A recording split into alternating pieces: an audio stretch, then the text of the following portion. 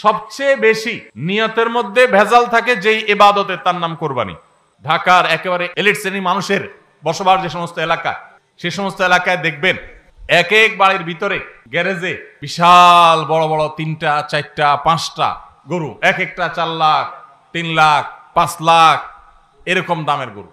এই বাড়িওয়ালাদের বেশিরভাগ লোকদেরকে দেখবেন জীবনে এরা মসজিদের ধারে কাছেও যায় না, কিন্তু কোরবানিটা করে মাশাআল্লাহ। একটা ব্যাপার সেপার আছে, তখন যদি বলেন যে ভাই সাহেব এবার টাকা পয়সা হাতে নাই, সেজন্য এবার কোরবানি দিব না, তাহলে মুখ থাকে। এই জন্য একটা কোরবানি দেওয়া লাগে। এই কোরবানি কি ব্যয় হিসাবের জন্য হলো না আল্লাহর জন্য হলো? এই ব্যয় হিসাবের জন্য কোরবানি করলে সেটা সওয়াব হবে না, বরং শিরক হবে, শিরকে আসগর। এটাকে শিরকে আসগর বলা হয়। ধরেন আপনি প্রতি বছর গরু কোরবানি করেন, এক বছর হঠাৎ করে ছাগল কোরবানি করেন, আপনি বলবেন এই বছর তাহলে তো গরু গোশত দিতে পারবো না, তো আরো কয়েকটা ছাগল কিনে কোরবানি আরো বেশি করা যায়, তো একজনে একটা বেশি করলে সমস্যা নাই। ছাগল অনেকগুলো কিনে গরিব দুঃখীদেরকে দিয়ে দেন, তারা কোরবানি করে, তারা গোশত খায় ফেলাকে আপনার তরফ থেকে কোরবানি হয়ে যাবে। আপনি একটা ছাগল করেন, দেখেন এটা মানাইতে পারেন কিনা নিজেরই। আর যদি মনে হয় না প্রতি বছর গরু দেই, এবার ছাগল দিলে কেমনে হয়, মানুষ কি বলবে, তাহলে বুঝতে হবে ডাল মে কুচ কালা নেই, পুরা হি কালা হয়। আপনার এই কোরবানিটা কি আল্লাহর জন্য হচ্ছে না নিজের জন্য হচ্ছে, এই প্রশ্ন জোরালো ভাবে আমাদের অবশ্যই রাখতে হবে। কোরবানির সামনে আসছে, এখন থেকে আমরা একটু পরিবারের সদস্যদেরকে নিয়ে বসি, বাচ্চা সহ ফ্যামিলির সব সদস্যরা একটু বসেন, মশওয়ারায় বসেন, পরামর্শ মজলিসে বসেন, বসে জিজ্ঞাসা করেন আমরা আসলে কোরবানিটা কেন করতেছি। তুলনামূলকভাবে অন্য অনেক ইবাদতের চাইতে কোরবানি করার ব্যাপারে আমাদের আগ্রহ একটু বেশি। এটার বিশেষ কারণ আছে। অন্যতম বড় যে কারণ সেটি হলো যে এটাকে আমরা উৎসব এবং কালচার হিসেবে নিয়েছি। সন্দেহ নেই এটা উৎসব, সন্দেহ নেই এটি কালচার, কিন্তু এটার প্রধান উদ্দেশ্য যদি ইবাদত না হয়, তাহলে সেই আমল, সেই ইবাদতের, সেই ভালো কাজের বিনিময় আল্লাহর কাছে আশা করা যাবে না।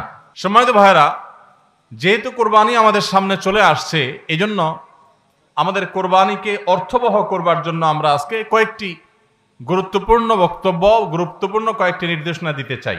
প্রথম কথা হলো যে আমাদের কোরবানির উদ্দেশ্য যদি হয় ফ্রেশ গোশত আহরণ করা, আমাদের কোরবানির উদ্দেশ্য যদি হয় সমাজের মানুষের সামনে নিজের ইজ্জত রক্ষা করা, প্রতি বছর কোরবানি দেই, এবছর না দিলে মানুষ কি বলবে, বাচ্চারা কার মুখের দিকে চেয়ে থাকবে, আত্মীয় স্বজন, নতুন আত্মীয় স্বজন কি মনে করবে, এ সকল উদ্দেশ্য যদি আমাদের কোরবানির পেছনে কাজ করে, তাহলে সেই কোরবানি আল্লাহর কাছে মাকবুল বা গ্রহণযোগ্য কোনো কোরবানি হবে না। কোরবানি প্রসঙ্গে আল্লাহ রাব্বুল আলামিন বলেছেন ইন্নামা ইয়াতাকাব্বালুল্লাহু মিনাল মুত্তাকিন, আল্লাহ তাআলা শুধুমাত্র মুত্তাকিদের ত্যাগ, তাদের উৎসর্গ, তাদের কোরবানি, তাদের স্যাক্রিফাইস, এটা আল্লাহ তাআলা কবুল করবেন। অতএব যাদের ভিতরে তাকওয়া নাই তাদেরটা আল্লাহ তাআলা গ্রহণ করবেন না, কবুল করবেন না। আমরা যে আয়াত পড়েছি সেই আয়াতও দেখেছি আল্লাহ রাব্বুল আলামিন ইরশাদ করেছেন যে আমাদের কোরবানির রক্ত, আমাদের কোরবানির পশুর গোশত, এর কিছুই কি আল্লাহর কাছে যায়? কিছুই আল্লাহর কাছে যায় না। অন্য সব ইবাদত, আর্থিক ইবাদত, এটার ফিডব্যাক আমাদের কাছে আসে না সাধারণত। আমরা যখন দান সাদাকা করি, দান সাদাকা করলে ওইটা কি নিজে খাওয়া যায়? যখন দান করি, সাদাকা করি, তখন ওইটা আল্লাহর তরফ থেকে গরিবদেরকে দিয়ে দিতে হয়, নিজে খাওয়া যায় না। কোরবানি এমন একটা ইবাদত যে আমরা কোরবানি করার সময় বললাম বিসমিল্লাহ আল্লাহু আকবার, আল্লাহুম্মা লাকা মিনকা ওয়া লাক, আল্লাহ আপনার পক্ষ থেকে পেলাম এবং আপনার উদ্দেশ্যেই কোরবানি করলাম বলতেছি। তো আল্লাহর উদ্দেশ্যে দিয়ে দেওয়ার পর নিয়ম হলো আল্লাহর বান্দাদের মধ্যে গরিব যারা, দুঃখী যারা, তাদেরকে দিয়ে দিব, এটাই তো সাদাকার নিয়ম, দানের নিয়ম। কিন্তু কোরবানি এমন একটা ইবাদত যে ইবাদত আমি আল্লাহর উদ্দেশ্যে করলাম, আল্লাহকে খুশি করার জন্য জবে করলাম, কিন্তু গোশতটা আবার আল্লাহ আমাকে খাওয়ার অনুমতি দিয়েছেন, এটা অন্য ইবাদতে নাই। এখন এই ইবাদতে যদি গোশত খাওয়াটা মুখ্য হয়, গোশত আহরণ করা মুখ্য হয়, সমাজে মানুষের কাছে মুখ উজ্জ্বল করা মুখ্য হয়, আসল উদ্দেশ্য যদি হয় দুনিয়াবি বা পার্থিব বিষয় আশয়, আসল উদ্দেশ্য যদি হয় শো অফ করা, আসল উদ্দেশ্য যদি হয় মানুষকে দেখানো, আসল উদ্দেশ্য যদি হয় আত্মীয় স্বজনের কাছে মুখ রক্ষা করা, বাচ্চা কাচ্চা কার দিকে চেয়ে থাকবে, সেটা যদি উদ্দেশ্য হয়, তাহলে এটা ইবাদত হবে না। এজন্য কোরবানির আগে সর্বপ্রথম যে বিষয়টি খুব জরুরি সেটা হলো আমাদের উদ্দেশ্যগুলোকে একটু ঝালাই করে নেওয়া, আমাদের উদ্দেশ্যগুলোকে একটু রিচেক করে নেওয়া। আমরা কেন কোরবানি করব, আমাদের কোরবানির উদ্দেশ্যটা কি? যদি শুধুমাত্র আল্লাহর সন্তুষ্টি উদ্দেশ্য হয় আর সে উদ্দেশ্যে আমি কোরবানি করি, গোশত আমার মুখ্য না, তাহলে সেক্ষেত্রে একটা গরু আমি যে দামে কিনেছি বাজার দর তার চাইতে আরো অনেক কম, তাহলে আমার আফসুস হওয়ার কথা না। কারণ আল্লাহ তাআলা সওয়াব দেওয়ার সময় গোশত কয় কেজি হয়েছে সেই হিসাবে দিবেন, নাকি আমি কি পরিমাণ টাকা আল্লাহর রাহে খরচ করলাম সেই পরিমাণ দিবেন? আমার খরচ করা টাকা আল্লাহর উদ্দেশ্যে যদি এটা নিয়োগ করে থাকে, তাহলে 1 লক্ষ টাকার গরু আপনি কোরবানি দিচ্ছেন, নিয়ত যদি সহি হয়, বিশুদ্ধ হয়, দুনিয়াবি কোনো ধান্দা যদি না থাকে, তাহলে আল্লাহ তাআলা সওয়াব কি 1 লক্ষ টাকার দিবেন, নাকি ওই গরুটার দাম বাজারে 80,000, আপনি কিনছেন 1 লাখ, তাহলে আল্লাহ বলবেন না তুমি কেন বেশি দিয়ে কিনছো, ওইটার দায়িত্ব তোমার, আমি 80,000 সওয়াব দেব, এমন হবে? কিন্তু তারপরেও আমরা কোরবানির পশু কেনার পর দেখা যায় ওইটা নিয়ে আমাদের অনেকের হেজিটেশন থাকে, আফসোস থাকে। হ্যাঁ, সন্দেহাতীত ভাবে আপনি মার্কেটে যে গরুর বাজারে যে মূলামূলি করে উপযুক্ত ন্যায্য মূল্যে আপনি কিনবেন, অতিরিক্ত দাম কোনো যৌক্তিক কারণ ছাড়া আপনি কসাইকে বা গরু বিক্রেতাকে কেন দিবেন? সেটা দেওয়ার কোনো যুক্তি নাই। আপনি অবশ্যই মূলামূলি করে ন্যায্য মূল্যে কেনার চেষ্টা করবেন, কিন্তু কেনার পর এর দাম কত হইলো না হইলো, গোশত কয় কেজি হলো, পার কেজি কত পড়লো, তাতে লস হইলো না লাভ হলো, এগুলা সবগুলো প্রমাণ করে যে কোরবানির উদ্দেশ্যে ভেজাল আছে। ভাইরা আমার, আমরা কোরবানি সাধারণত বেশিরভাগ মানুষ গরু দিতে পছন্দ করি। এর অনেক কারণ আছে অবশ্য। আমাদের দেশে ছাগল উৎপাদন হয় খুব কম, নানা কারণে ছাগল উৎপাদনের জন্য আমাদের এই দেশ, পৃথিবীর অনেক দেশে ছাগল অনেক বেশি উৎপাদন করা যায়। বৃষ্টি বাদল এবং ঝড় তুফানের দেশে ছাগল উৎপাদন করা নানা কারণে কঠিন, যার কারণে গরু উৎপাদন বেশি হয়, আমরা গরু কোরবানি বেশি করি। এটা দোষের কিছু না, বরং এটা স্বাভাবিক। কিন্তু আমাদের অনেকের হয়তো গরু কোরবানি করার মতো সাধ্য নেই, ছাগল কোরবানি করার সাধ্য আছে। তারপরও দেখা যায় হাওলাত বরাত করে হলেও গরু কোরবানি দেই। কেন? কারণ ছাগল কোরবানি দিলে আশেপাশে মানুষ কি বলবে? এরকম জিনিস আমাদের মধ্যে আছে না নেই? যে এত বড় লোক মানুষ, এতদিন তো জানতাম পয়সা করি আছে, উনি আবার ছাগল কোরবানি দিল, তাহলে চোখ মুখ মানুষের সামনে কেমনে দেখাবে? ভাইরা আমার, তো মানুষের কাছে কি বলবো, মানুষ কি বলবে, এই চিন্তা করে যদি গরুর জায়গায় ছাগলের জায়গায় আপনি গরু দেন, হাওলাত করিও দেন, তাতে আপনার এই কোরবানির দ্বারা সওয়াব হবে না। ভাইরা আমার, সবচেয়ে বেশি নিয়তের মধ্যে ভেজাল থাকে যেই ইবাদতে, তার নাম কোরবানি। অন্য কোন ইবাদতে নিয়তের মধ্যে ভেজাল এত বেশি থাকে না, কোরবানিদের মধ্যে নিয়তের ভেজাল যত বেশি থাকে। কারণ কি? কারণ হলো ওই যে কোরবানি করার পর এটার ফিডব্যাক, এটার উপকারিতা, গোশতগুলো, এগুলো সব নিজেই ভোগ করে মানুষ, আপনার কাছে আবার ফিরে আসে। এই জন্য নিয়তের মধ্যে ভেজালের সম্ভাবনা অনেক বেশি থাকে।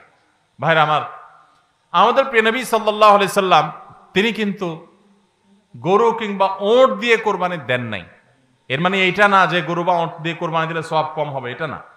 উদ্দেশ্য হলো যে ছাগল, দুম্বা, ভেড়া এরকম ছোট পশু দিয়ে কোরবানি তিনি দিয়েছেন, সাহাবায়ে কেরাম অনেকে দিয়েছেন। এখনকার মিডল ইস্টের মানুষ শতকরা বোধহয় 90-95 জন মানুষ হবে, বা আরো বেশি সংখ্যক মানুষ হবে, প্রায় সবাই, তারা কিন্তু ছাগল, দুম্বা বা ভেড়া এই ছোট পশু দিয়ে কোরবানি দেয়। আমাদের দেশে আমরা বড় পশু অর্থাৎ গরু দিয়ে কোরবানি দেই, সেটার যৌক্তিক কারণ আছে। আমি বলেছি যে আমাদের দেশে গরু উৎপাদন করা যত সহজ হয়, ছাগল উৎপাদন করা এত সহজ হয় না, নানা কারণে গরুর ছাগলের চাইতে গরুর উৎপাদন বেশি হয়, সেই হিসাবে আমরা করি, ঠিক আছে। কিন্তু যদি উদ্দেশ্য হয় বড় পশু কোরবানি করে আমি বড় কোরবানি দাতা জাহির করব নিজেকে, তাহলে এর মাধ্যমে সওয়াব হওয়া তো দূরের কথা, মানুষ দেখানো ইবাদত করার কারণে শিরকে আসগরের গুনাহ হওয়ার আশঙ্কা আছে। আমার কথা কি বুঝাইতে পারছি?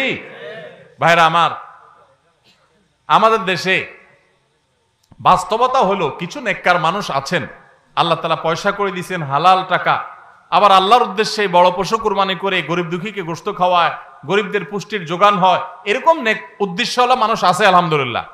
কিন্তু এই সীমিত সংখ্যক মানুষ ছাড়া সাধারণত গরুর সাইজ যত বড় হয় নিয়তের ভেজাল তত বেশি হয়। আমি কি আপনাদের বুঝাতে পারছি? সাধারণত গরুর সাইজ যত বড় হয় নিয়তের ভেজাল তত বেশি হয়। সব ক্ষেত্রে এটা প্রযোজ্য না। অনেক নেককার মানুষ আছেন যে গরুর সাইজে বড়, মাশাআল্লাহ নিয়তটাও খালেস, আবার উপার্জনও হালাল, এরকম আল্লাহর বান্দাও আছেন, কিন্তু তাদের সংখ্যা খুবই কম। সাধারণত গরুর আকার যত বড় হয়, এই বেশিরভাগ এই শ্রেণীর কোরবানি দাতাদের নিয়তে ভেজাল বেশি হয়। আপনি ঢাকা চলে যাবেন, গুলশান, বাড়িধারা, ঢাকার একেবারে এলিট শ্রেণীর মানুষের বসবাস যে সমস্ত এলাকা, সে সমস্ত এলাকায় দেখবেন এক এক বাড়ির ভিতরে গ্যারেজে বিশাল বড় বড় 3টা 4টা 5টা গরু, এক একটা 4 লাখ 3 লাখ 5 লাখ এরকম দামের গরু। এই বাড়িওয়ালাদের বেশিরভাগ লোকদেরকে দেখবেন জীবনে এরা মসজিদের ধারে কাছেও যায় না, কিন্তু কোরবানিটা করে মাশাআল্লাহ। কারণ কি? একে তো কোরবানি করে গরিব দুঃখী লাইনে দাঁড়ায় থাকবে, আপনার চেয়ারে বসে বসে গরিব দুঃখীরে কোরবানি গোশত দেব, ভালোই তো লাগে। একটা বাকাওয়াতি জাহির হয়, দানবীর সেটা জাহির করা যায়, উৎসব হয়, আনন্দ হয়। আমি আগে বলেছি কোরবানি এটা উৎসব, কোরবানি একটা ইবাদত, এটা ইসলাম এবং মুসলমানদের সংস্কৃতি, সন্দেহ নেই। কিন্তু সব কিছুর উপরে ইবাদতের মানসিকতা প্রাধান্য থাকতে হবে।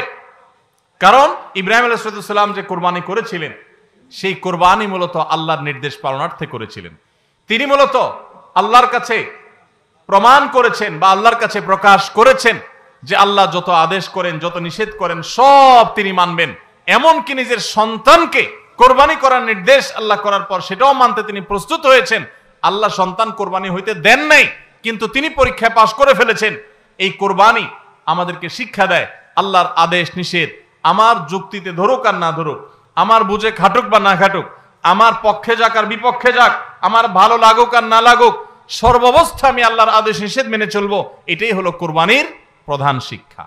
আল্লাহ তাআলা আমাদের সবাইকে সেই শিক্ষা মাথায় রেখে শুধুমাত্র আল্লাহকে খুশি করার উদ্দেশ্যে কোরবানি করার তৌফিক দান করুন। মেয়ে বিয়ে দিয়েছেন বা ছেলে বিয়ে করাইছেন, ব্যয়ের বাড়ি থেকে মেহমান আসবে, ব্যয়েরা জিজ্ঞেস করবে ব্যয় কি কোরবানি দিচ্ছেন, একটা ব্যাপার সেপার আছে। তখন যদি বলেন যে ব্যয় সাহেব এবার টাকা পয়সা হাতে নাই, সেজন্য এবার কোরবানি দিব না, তাহলে মুখ থাকে? এই জন্য একটা কোরবানি দেওয়া লাগে। এই কোরবানি কি ব্যয় হিসাবের জন্য হলো না আল্লাহর জন্য হলো? এই ব্যয় হিসাবের জন্য কোরবানি করলে সেটা সওয়াব হবে না, বরং শিরক হবে, শিরকে আসগর। এটাকে শিরকে আসগর বলা হয়। আল্লাহ তাআলা আমাদের সবাইকে আল্লাহকে খুশি করার জন্য কোরবানি করার তৌফিক দান করুন। আল্লাহকে খুশি করার জন্য যে কোরবানি করছেন, মাঝে মধ্যে একটু অ্যাসিড টেস্ট করবেন। অ্যাসিড টেস্ট বলবো, ধরেন আপনি প্রতি বছর গরু কোরবানি করেন, এক বছর হঠাৎ করে ছাগল কোরবানি করেন, ছাগল কোরবানি করেন। আপনি বলবেন এই বছর তাহলে তো গরু গোশত দিতে পারবো না, তো আরো কয়েকটা ছাগল কিনে কোরবানি আরো বেশি করা যায়। তো একজনে একটা বেশি করলে সমস্যা নাই। ছাগল অনেকগুলো কিনে গরিব দুঃখীদেরকে দিয়ে দেন, তারা কোরবানি করে, তারা গোশত খায় ফেলাকে আপনার তরফ থেকে কোরবানি হয়ে যাবে। আপনি একটা ছাগল করেন, দেখেন এটা মানাইতে পারেন কিনা নিজেরই। যদি কোনো অসুবিধা না হয় মানাইতে, তাহলে আলহামদুলিল্লাহ আল্লাহ শুকর আদায় করতে পারেন যে আপনার নিয়তের মধ্যে বোধহয় ভেজাল নাই। আর যদি মনে হয় না প্রতি বছর গরু দেই, এবার ছাগল দিলে কেমনে হয়, মানুষ কি বলবে, তাহলে বুঝতে হবে ডাল মে কুছ কালা নেই, পুরা হি কালা হয়। আল্লাহ তাআলা আমাদের সবাইকে ইখলাসের সাথে, তাকওয়ার সাথে কুরবানির এই আমলটি সম্পাদন করার তৌফিক দান করুন। ভাইরা আমার, কুরবানির সামনে আসছে, এখন থেকে আমরা একটু পরিবারের সদস্যদেরকে নিয়ে বসি, বাচ্চা সহ ফ্যামিলির সব সদস্যরা একটু বসেন, মশওয়ারায় বসেন, পরামর্শ মজলিসে বসেন, বসে জিজ্ঞাসা করেন আমরা আসলে কোরবানিটা কেন করতেছি। গোশত খাওয়া, ফ্রেশ গোশত আহরণ করা, মানুষের সামনে নিজেদের মুখ উজ্জ্বল করা, কি ধান্দা, উদ্দেশ্য কি? একজন একজন করে সবাই মতামত নেন এবং এটা নিশ্চিত করেন যে আমরা আল্লাহর জন্যই কোরবানি করছি। এটা কিভাবে নিশ্চিত করব?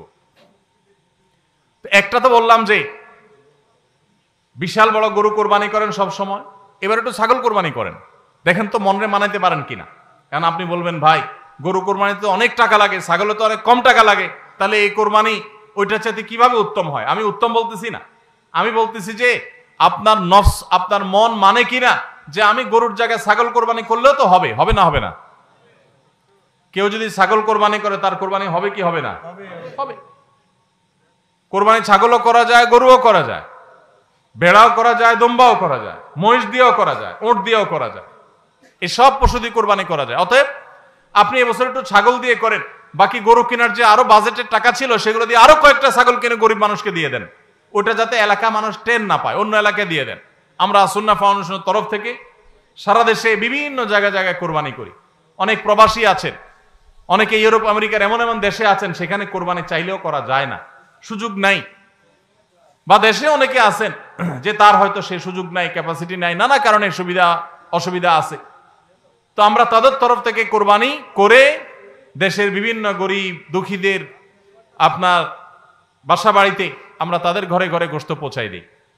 তো আপনি গরুর বাজেটের টাকা দিয়ে একটা ছাগল কিনে বাকি টাকা দিয়ে এরকম ছাগল কিনে মানুষকে দান করে দেন, জবাই করে অন্য মানুষকে গোশত দিয়ে দেন, এলাকা দিলেন না, মানুষ টের পারো না, তাহলে মনকে মানাতে পারেন কিনা দেখেন।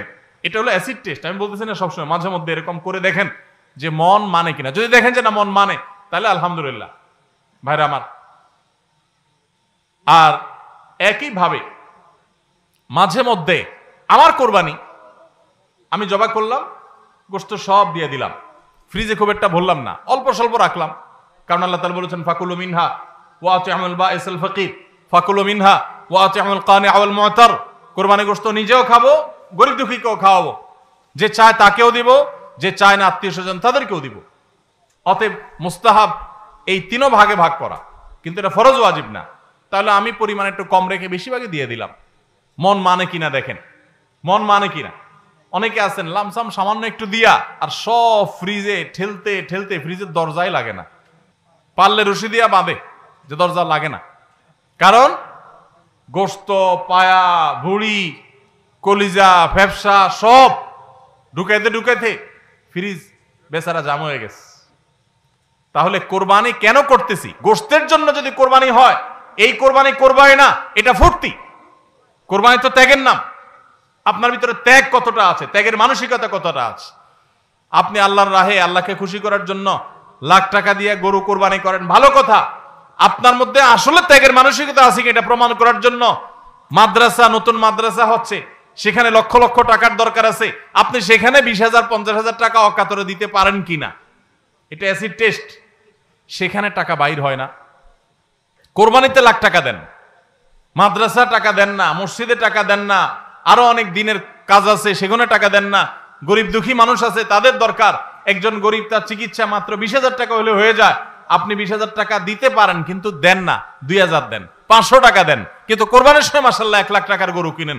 যদি আল্লাহর জন্যই হয়, স্যাক্রিফাইসও যদি হয়, কোরবানিও করেন, ওখানেও দেন, কিন্তু কোরবানির সময় আসেন ওখানে নাই, তাহলে আপনার এই কোরবানিটা কি আল্লাহর জন্য হচ্ছে না নিজের জন্য হচ্ছে, আল্লাহর খুশির জন্য হচ্ছে না অন্য কোনো উদ্দেশ্য হচ্ছে? এই প্রশ্ন জোরালো ভাবে আমাদের অবশ্যই রাখতে হবে। ভাইরা আমার, এর মানে আবার কেউ এটা বুঝেন না যে কোরবানি কম হোক আমরা সে চেষ্টা করব না, কোরবানি আরো বেশি বেশি করার চেষ্টা করবেন।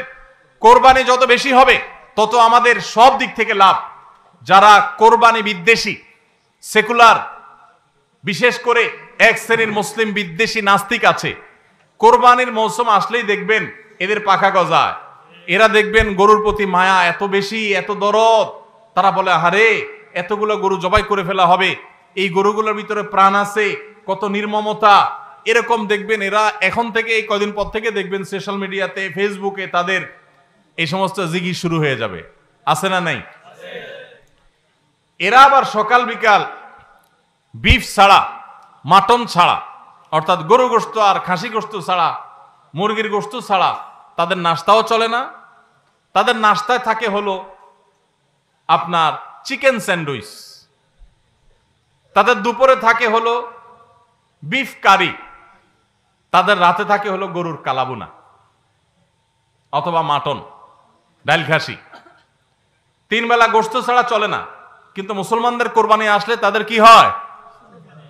অ্যালার্জি ছাড়া চুলকানি শুরু হয়, আছে না নাই? এই জন্য এদের প্রতিবাদে কোরবানি আরো বেশি করে করবেন, কিন্তু সেটা আল্লাহকে খুশি করার জন্য যেন হয়। কারে খুশি করার জন্য হবে? আল্লাহকে খুশি করার জন্য। ভাইরা আমার, কোরবানি যত বেশি হবে আমাদের যেরকম সওয়াব হবে। প্রতি বছর কোরবানিতে যে লক্ষ লক্ষ গরু ছাগল জবে হয়, এই লক্ষ লক্ষ গরু ছাগল এগুলো তো আসমান থেকে নাজিল হয় না, জমিন ফেড়ে বের হয় না, এক সময় ইন্ডিয়ান গরুর উপরে আমাদের দেশ নির্ভর ছিল। আলহামদুলিল্লাহ গত বেশ অনেক বছর ধরে আপনারা দেখেন যে আমাদের দেশীয় গরু দিয়েই আমাদের কোরবানির ম্যাক্সিমাম চাহিদা প্রায় পূরণ হয়ে যায়। ইন্ডিয়ান গরুর উপরে এখন আর আমাদের কোরবানি নির্ভর নয়। এই যে গরুগুলো উৎপাদন হচ্ছে, আপনি উত্তরবঙ্গে গেলে দেখবেন, আমি যাই বিভিন্ন সময়, সিরাজগঞ্জ যাবেন, পঞ্চগড় যাবেন, ঠাকুরগাঁ যাবেন, দিনাজপুর যাবেন, বিভিন্ন জায়গায় যাবেন উত্তরবঙ্গে, দেখবেন যে কৃষকরা তারা অনেকে গরু পালন করছেন। আমরা সুন্নাহ ফাউন্ডেশন থেকে যখনই কোনো বিধবাকে, কোনো গরিব অসহায় মানুষকে স্বাবলম্বী করার জন্য বলি আপনাকে কোন জিনিসটা কিনে দিলে আপনার ভালো হয়, আপনি সেটা দিয়ে উপার্জন করতে পারবেন। বেশিরভাগ বিধবারা, বেশিরভাগ অসহায় মানুষেরা তারা বলে একটা গরুর বাছুর কিনে দেন, একজোড়া ছাগল কিনে দেন, তাহলে এগুলো আমি সারা বছর বড় করব। এগুলো বড় করতে আমার কোনো ঝামেলা নাই। দোকানদারি করা অনেক ঝামেলার কাজ, চ্যালেঞ্জের কাজ, বাকি চলে যায়, টাকা তোলা যায় না, এগুলো সহজ। এই বাছুরটাকে আমি ঘাস খাওয়ায় বড় করব। কোরবানি মৌসুম আসলে এই 20,000 30,000 টাকা দিয়ে কেনা বাছুরটা আমি 70,000 80,000 টাকা বিক্রি করব, ডাবল হয়ে যাবে, আমার লাভ হবে। তাদের জন্য এটা সহজ। তো কোরবানির এই ইবাদতটা মুসলমানরা যেটা করেন এদেশে, এটার মাধ্যমে এদেশের আর্থ সামাজিক উন্নতি হয়। লক্ষ লক্ষ হাজার হাজার কৃষকের, পশুপালনকারীদের তাদের উপার্জনের মাধ্যম হয়। কোটি কোটি টাকা, মিলিয়ন মিলিয়ন টাকার ডিলিংস হয়, লেনদেন হয়, যেটা জাতীয় অর্থনীতির চাকা এটাকে ঘোরাতে সাহায্য করে। কোরবানির এই ইবাদত এটা আমাদের অনেক গরিব অভাবী মানুষের পুষ্টির যোগান দেয়। আপনারা জানেন অনেক গরিব মানুষ আছেন কোরবানির মৌসুমে মন ভরে একটু গোশত খাইতে পারেন, সারা বছর গোশতের দাম এত বেশি, তো বেচারারা কিনে খেতে পারেন না। তাহলে কোরবানির এই গোশত, কোরবানির এই উৎসব, এই ইবাদত, এটার মাধ্যমে পশুপালনকারীদের উপার্জনের মাধ্যম হয়। সারা বছর যারা অপেক্ষা করে কোরবানির সময় পশু জবাই করে, পশু বিক্রি করে আবার তারা পশুপালন করবে, এর মাধ্যমে তাদের আর্থিক যে অনটন আছে এটা দূর হয়, তাদের উপার্জনের মাধ্যম হয়। আবার গরিব অভাবী মানুষ যারা আছে, যারা পুষ্টির অভাবে থাকে, পুষ্টিহীনতায় থাকে, তাদের আমিষের অভাব থাকে, তাদের খাদ্যের মধ্যে আমিষ পরিমাণ মতো থাকে না, সেই লোকগুলোর এই কোরবানি উপলক্ষে এক একজন 2 কেজি 4 কেজি 5 কেজি গোশত পাইলে কয়েকদিন ধরে তারা আমিষ খেতে পারে, তাদের পুষ্টির যোগান হয়। ভাইরা আমার, এর মাধ্যমে লক্ষ লক্ষ কোটি কোটি টাকা লেনদেন হওয়ার কারণে দেশের অর্থনীতির চাকা সচল হয়। নানা দিক থেকে এর পার্থিব উপকারিতা আছে। যারা কোরবানির বিরোধিতা করে ওরা বসে বসে ওই মাটন কারি, ওই বসে বসে আপনার বিফ, বসে বসে চিকেন স্যান্ডউইচ, এবং বসে বসে তারা বার্গার খাওয়া ছাড়া আর কোনো কাজ তাদের নাই। এদেশের অর্থনৈতিক উন্নয়নের পিছনে তাদের কোনো ভূমিকা নাই। প্রবাসের যে রেমিটেন্স এদেশে আছে, যত রেমিটেন্স আসে, যেটি আমাদের দেশের অর্থনীতির চাকাকে সবচেয়ে বেশি সচল রাখে, গার্মেন্টস শিল্প একটা চাকা আর রেমিটেন্স আরেকটা চাকা, এই দুইটা চাকা আমাদের দেশের অর্থনীতিকে মূলত সচল রাখে। সবচেয়ে বেশি বৈদেশিক মুদ্রা আমরা কামাই এই দুইটা মাধ্যমে। ভাইরা আমার, আপনারা নিশ্চয়ই জানেন চাঁদপুর এলাকার মানুষ আপনারা, এই চাঁদপুরে প্রায় প্রতিটা ঘরে ঘরে বিদেশি আছে না নাই? প্রত্যেকটা ঘরে ঘরে প্রায় অনেক প্রবাসী ভাইরা আছেন। এই প্রবাসী ভাইরা যারা আছেন, যাদের টাকায় এ দেশের অর্থনীতির চাকা চলে, তারা ম্যাক্সিমাম মিডল ইস্ট প্রবাসী বা মালয়েশিয়ান প্রবাসী, ম্যাক্সিমাম তারা মুসলিম কান্ট্রিগুলোতে শ্রম দিতে গেছেন এবং তাদের ঘাম ঝরানো টাকা দিয়ে এদের সচল হয়। আর এই দেশের আইন, এদেশের নিয়ম, এদেশের সংবিধান, এদেশের সবকিছুর ক্ষেত্রে সবচেয়ে বেশি পোদ্দারি করে হলো ইসলাম বিদ্বেষীরা, আর টাকাটা আনে সবচেয়ে বেশি ইসলামিস্টরা। যত মধ্যপ্রাচ্য প্রবাসীরা টাকা আনে, তাদের 99% তারা আলহামদুলিল্লাহ ইসলামকে ভালোবাসে, মহব্বত করে। আমি 10 বছর সৌদি আরবে প্রবাসী ছিলাম, আমি জানি।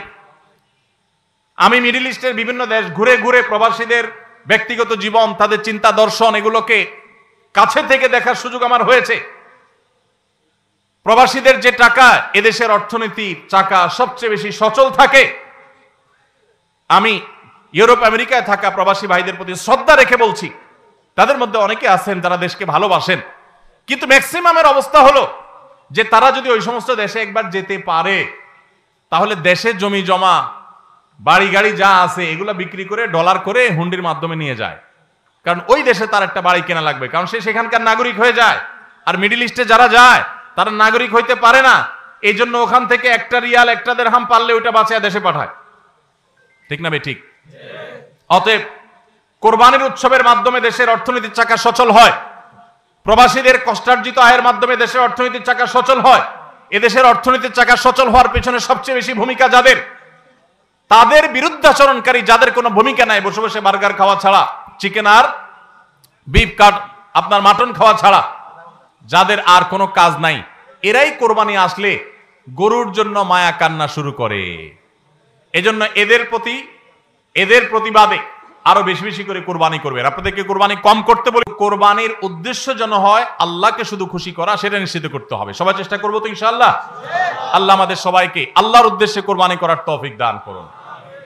তাহলে কোরবানি আসার আগে আগে নিজেকে নিজে জিজ্ঞাসা করবেন, পরিবারের সদস্যরা বসে নিজেদের মধ্যে পর্যালোচনা করবেন যে আমরা কোরবানিটা কেন করছি, আমাদের উদ্দেশ্যটা কি। আমাদের উদ্দেশ্য হবে আল্লাহর নির্দেশ পালনার্থে আমি আমার অর্থ করি এটা ব্যয় করলাম। একটা পশু কিনলাম, ঈদের আগের রাতে কিনবেন না, পারলে 2-4 দিন আগে কিনবেন। যত বেশি আগে কিনতে পারেন তত ভালো। কিনলে ওই পশুটাকে আপনি নিজে হাতে খাওয়াবেন, গোসল করাবেন, ওইটাকে পরিপালন করবেন, প্রতিপালন করবেন, ওটার প্রতি একটা মায়া হবে।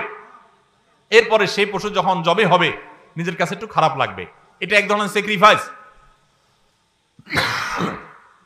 ফজর নামাজ যখন পড়বো মনে চায় না, তারপরে কষ্ট করে উঠে পড়বো, এটা স্যাক্রিফাইস। তো কোরবানির এই ইবাদত আমাদেরকে স্যাক্রিফাইস এবং ত্যাগ শিখায়। আল্লাহকে সন্তুষ্ট করার জন্য আমরা যেই কোনো ধরনের স্যাক্রিফাইস করার চেষ্টা করব। আল্লাহ আমাদের সবাইকে তৌফিক দান করুন। ভাইরা আমার, আমাদের কোরবানি যেন অর্থবহ হয়, বিশুদ্ধ হয় এবং আমাদের কোরবানি যেন ত্রুটি মুক্ত হয়, এই ইবাদতের সওয়াব যেন আমরা আল্লাহর কাছে লাভ করি, সেজন্য দ্বিতীয় যে পরামর্শ দিতে চাই বা যে দ্বিতীয় আমলটি কথা বলতে চাই সেটি হলো কোরবানির পশু এটা যারা বানাবে সে সমস্ত কসাইদেরকে উপযুক্ত মজুরি আমরা দিব, তাতে কোনো কার্পণ্য করব না। কিন্তু কোরবানির পশুর কোনো গোশত মজুরি হিসাবে দেওয়া যাবে না। কোরবানির পশুর গোশত যদি মজুরি হিসাবে দেন তাহলে সেটা জায়েজ হবে না, আপনার কোরবানি হবে না।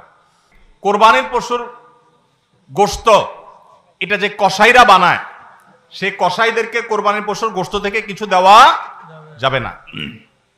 এখন আপনি বলবেন, ভাই কেমন কথা, যেই বেচারা কোরবানির পশুটা জবে করলো, সরি গোশতটা প্রস্তুত করলো, চামড়াটা ছিললো, এত কষ্ট করে বানাইলো, গোশতগুলো সব নিয়ে বাসাতে উঠে যাবো আর তার কিছুই দিব না, কেমন হয়? দেখতে মনে হচ্ছে এটা অমানবিক না? আসলে কাহিনী ভিন্ন। কাহিনী কি? কাহিনী হলো কোরবানির পশু আমরা যখন জবাই করলাম, বিসমিল্লাহ আল্লাহু আকবার, আল্লাহুম্মা মিনকা ওয়ালাক, এটা যখন জবাই করলাম আল্লাহর নামে, তখন এই পশু আল্লাহর নামে জবে হয়ে গেছে। এটা মূলত যেটা বললাম গরিব দুঃখীকে দেওয়ার কথা। কারণ আমরা যখন যাকাত দেই, সাদেকা দেই, তখন কি ওটা নিজে খাইতে পারি? আর তাহলে কোরবানির গোশত তো খাইতে পারার কথা না, কিন্তু আমরা খাইতে পারতেছি কেন? আল্লাহ তাআলা এই একটা আর্থিক ইবাদত আল্লাহ কবুল করেছেন। আমরা যখন সহি নিয়ত যদি করে থাকি আল্লাহ কবুল করে, এরপর বলেন ঠিক আছে তোমাকে দিলাম, তুমি খাও আমার তরফ থেকে, আল্লাহর তরফ থেকে আবার আমি খাই। তো এই কোরবানির গোশত এটা বিক্রি করা জায়েজ আছে না জায়েজ নাই? না জায়েজ। কেন জায়েজ নাই? কারণ এটা তো ওই যে আল্লাহ আমাকে হাদিয়া দিয়েছেন গ্রহণ করার জন্য, আল্লাহর নামে দিয়ে দিয়েছি, এটা আমি বিক্রি করার সুযোগ নাই। এখন কসাইকে যদি আমি গোশত দেই পারিশ্রমিক হিসাবে, তাহলে এটা একরকম বিক্রি করার মতো হয়। কিভাবে? তিনি কষ্ট করেছেন, তাকে তার বিনিময়ে দিলাম, তাহলে বিক্রি করার মতোই হলো। আমি গোশতটা তাকে একটা বিনিময় নিয়ে দিলাম, গোশত দিয়ে টাকা নিলাম, বিক্রি করা এটা, এখানে গোশত দিয়ে শ্রম দিলাম, একই জিনিস। এই জন্য এটা জায়েজ নাই। তাহলে কি করবেন? কসাইকে তার ন্যায্য মূল্য দিবেন, একটা গরু বানানোর জন্য যা লাগে তা পুরাটা দিবেন এবং আগে ভাগে এগুলো চুকায় নিবেন। মুশকিল হলো কসাইরা জানে যে একটা গরু বানাইতে হয়তো বাজার দর অনুযায়ী সে 10,000 টাকা নিত, এখন সে 8,000 রাজি হয়ে গেছে। কেন 8,000 রাজি হয়ে গেছে? কারণ সে জানে তার সাথে আরো যে 3-4 জন থাকবে, সবাইরা আপনি কমপক্ষে এই 4 জনকে যদি 2 কেজি করে বা 3 কেজি করে গোশত দেন, তাহলে 3-4 12 কেজি হবে। তো 12 কেজি গোশতের বাজারের দাম কত? হ্যাঁ, তাহলে চিন্তা করবে সে যে আমার তো এই দিক দিয়ে 2,000 টাকা ছাড় দিলাম আর পাইলাম তার চাইতে আরো অনেক বেশি। এই জন্য কসাই কম টাকা রাজি হয়ে যাবে। কসাইকে এই জন্য আগে ভাগে বলে দিবেন, শুনেন, কথা শুনেন ভালো করে, গোশত কিন্তু আপনাকে এক পিছু দেব না, আপনি কত নিবেন সেটা আপনি চুকান, আমার খাটলে নেব, না হলে অন্য কষাইয়ের সাথে আলাপ করব, কিন্তু আগে মাথায় এটা রাখেন আপনারা কিন্তু আমি গোশত দেব না, টাকা যা নেওয়ার নিবেন। নবী করিম সাল্লাল্লাহু আলাইহি সাল্লাম আলী রাদিয়াল্লাহু তাআলাকে এটা বলে দিয়েছেন, কোরবানি করার সময় বলে দিয়েছেন, দেখো কসাইকে কিন্তু কোরবানি গোশত দিবা না, কোরবানি গোশত শুধু না, কোরবানি পশুর কোনো কিছু বিনিময় সে দিবা না, তাকে টাকা দিবা আলাদা, যত টাকা লাগে সেটা দিবা, গোশত দিবা না, তাহলে বিনিময় হয়ে যাবে, এটা জায়েজ হবে না, তোমার কোরবানি হবে না। এই জন্য ভাইরা এই জিনিসটা আমাদের সাবধান থাকতে হবে, কসাইকে কোরবানি গোশত বিনিময় হিসাবে দেওয়া যাবে না। হ্যাঁ, কসাই যদি গরিব হয় তাহলে সেক্ষেত্রে অন্য গরিবকে আপনি আধা কেজি করে দিচ্ছেন, কসাইরও আধা কেজি দিতে পারেন, অন্য গরিবকে 1 কেজি করে দিচ্ছেন, কসাইরও 1 কেজি দিতে পারেন, কিন্তু কসাই হিসাবে না। সেটা হলো তিনি যদি কসাইগিরি নাও করতেন তারপরেও আপনি তাকে দিতেন যদ্দুর অদ্দুর দিবেন, এর বেশি যদি আপনি দেন এবং সেটা যদি বিনিময় হিসাবে দেন তাহলে কি হবে না, জায়েজ হবে না। এই একটা মাসআলা না জানার কারণে আমাদের অনেকের কোরবানি এটা নিয়ে টানাটানি দেখা দেয়। নাম্বার 3 এবং শেষ পয়েন্ট হলো, কোরবানির পশুর গোশত এটা আপনি আহরণ করতে গিয়ে মাথায় রাখবেন যে কোরবানির পশুর রক্ত, বুড়ির ময়লা, এগুলো যেন আশপাশের পরিবেশটা নষ্ট না করে। আমরা অনেক সময় দেখি কোরবানির ঈদের 2 দিন 4 দিন 5 দিন পর পর্যন্ত রাস্তাঘাট দিয়ে চলা যায় না দুর্গন্ধের চোটে, ঠিক না ভাই? ঠিক। এবং কোরবানির মৌসুমে প্রায় বিভিন্ন বছরে দেখি আমরা বন্যা হয়, এই ময়লাগুলো পানির সাথে বিভিন্ন জায়গায় ছড়ায় পড়ে। বিশেষ করে আমাদের বাইরে আশেপাশে রাস্তাঘাট দিয়ে পথচারীরা যখন চলে, আপনার কোরবানির পশুর দুর্গন্ধ, এটার ময়লা, রক্ত, এগুলো যদি আশপাশে পরিবেশ নষ্ট করে, মানুষের নাক ধরে, মানুষ অসুস্থ হয়, নানা রকমের রোগ তৈরি হয়, এখান থেকে নানা রকম রোগবালাই ছড়ায় এবং মানুষের কষ্টের কারণ হয়, তাহলে কোরবানি দিয়ে আপনি সওয়াবের পরিবর্তে গুনাহ হওয়ার আশঙ্কা আছে। এই জন্য নিজ দায়িত্বে আমার পশুর কোরবানির রক্ত গর্ত করে এমন ভাবে কোরবানি করব যে সব গর্তে চলে যাবে এবং মাটি চাপা দিয়ে দিব এবং পানি দিয়ে এমন ভাবে পরিষ্কার করে দিব, ব্লিচিং পাউডার ইত্যাদি দিয়ে এমন ভাবে পরিষ্কার করব যাতে করে আশপাশে কোনো মানুষের কষ্ট না হয়। অনেকে আছেন কোরবানির বুড়ির ময়লাগুলা যেখানে সেখানে ফেলে দিয়ে রাস্তার পাশে উনি বুড়িটা নিয়ে চলে গেছেন, এটা কোনো ভালো মুসলমানের কাজ না, এটা ফাসেক মানুষের কাজ। নবী করিম সাল্লাল্লাহু আলাইহি সাল্লাম ঈমানের শাখা বলতে গিয়ে বলেছেন, ইমাতাতুল আযা আনিত তারিক, ঈমানের একটা শাখা হলো রাস্তায় এমন কিছু যদি কেউ কষ্ট ফেলে রাখে যেটাতে আরেকজনের কষ্ট হয়, সেটা আপনি আরেকজন ফেললে আপনি সরাই দিবেন, এটা হলো ঈমানের দাবি। আর আপনি নিজে যদি ফালান সেই জিনিসটা, যে জিনিসটা মানুষের কষ্ট হয়, তাহলে এটা তো কুফরির অঙ্গ হবে। কথা কি বুঝাইতে পারছি? আমরা অনেকে কোরবানি করি কিন্তু এই জিনিসগুলো খেয়াল করি না যে আমার কোরবানিটাকে অনর্থক করে দিতে পারে, অর্থহীন করে দিতে পারে, সওয়াবের পরিবর্তে গুনাহ হতে পারে। এজন্য কোরবানির পশুর রক্ত, ময়লা, বুড়ির ময়লা, এই সবগুলোকে আমরা নিজ দায়িত্বে একেবারে পরিষ্কার করে রাখবো। মনে থাকবে তো ইনশাআল্লাহ?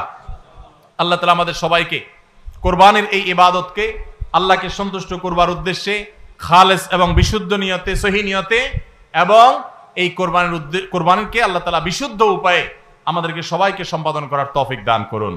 আমাদের কোরবানির পশুর রক্ত বা পশুর কোনো কিছু দুর্গন্ধ বা কোনো কিছু, কোনো ময়লা যেন পরিবেশকে দূষিত না করে, মানুষের কষ্টের যেন কারণ না হয়। আল্লাহ তাআলা আমাদের সবাইকে সে বিষয়গুলোকে মেনে চলার তৌফিক দান করুন।